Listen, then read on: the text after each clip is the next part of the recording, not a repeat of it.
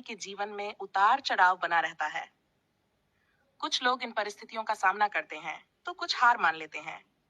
जो इन मुसीबतों का सामना करते हैं वे हमेशा आगे बढ़ते हैं, परंतु हार मान लेने वाला व्यक्ति हमेशा पीछे रह जाता है।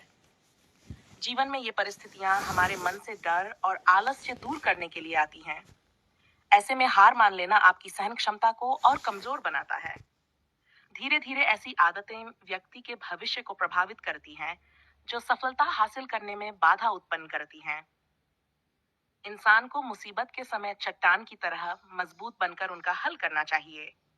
यदि आप ऐसा नहीं करते और समस्याओं को देखकर घबरा जाते हैं, तो मन को शांत करने के लिए रोजाना गीता का पाठ पढ़ें। गीता का पाठ पढ़ने से व्यक्ति की सहनशीलता और सोच में सकारात्मक परिवर्तन आता है। भगवत गीता को श्री कृष्ण का ही एक स्वरूप माना गया है। जीवन में आगे बढ़ने के लिए सभी को श्री कृष्ण के जीवन से जुड़ी तमाम बातों का अध्ययन करना चाहिए। इससे उचित मार्गदर्शन प्राप्त होता है। भगवान श्री कृष्ण का स्वभाव बेहद नटखट था। उनकी शरारतों के किस्से गोकुल की गलियों में सुनने को मिलते हैं, लेकिन वे विपरीत परिस्थिति में हमेशा शांत रहते थे। भगवान कृष्णन जानते थे कि कंस मामा उन्हें मारना चाहते थे, फिर भी वे शांत रहे और समय आने पर कंस के हर प्रहार का मुंहतोड़ जवाब दिया। इस बात से हमें सीख मिलती है कि स्थिति कैसी भी हो, यदि आप शांत रहते हैं तो समय भी आपका साथ देता है और परेशानी का हल आसानी से निकल आता है।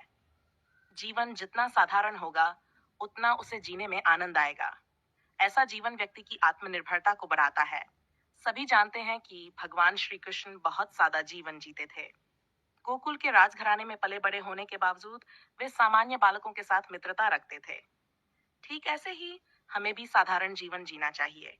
व्यक्ति के पास भले ही कितना ही ऊंचा पद हो या पैसों की भरमार हो, उसे कभी घमंड नहीं करना चाहिए। श्री कृष्ण कहते हैं कि परिस्थिति कैसी भी हो, हमें घबराना नहीं चाहिए। घबराने से व्यक्ति अक्सर अपनी मुसीबत बढ़ा लेता है और सही निर्णय लेने के बजाय गलत मार्ग चुन लेता है। इसलिए घबराएं नहीं, प्रयास करें, भले ही परिणाम कैसा भी हो। इस धरती पर जब जब दोस्ती की बात होती है, तब तब कृष्ण और सुदामा का उदाहरण पेश किया जाता है। उनकी दोस्ती ये संदेश देती है कि जीवन में हर मोड़ पर एक सच्चा दोस्त हमेशा आपके साथ खड़ा रहता है।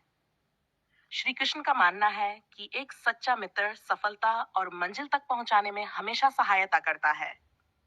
इंसान को हमेशा अच्छे कर्म करने चाहिए। अच्छे कर्म का फल आपको जरूर मिलता है, जो आपके लिए हितकारी होता है।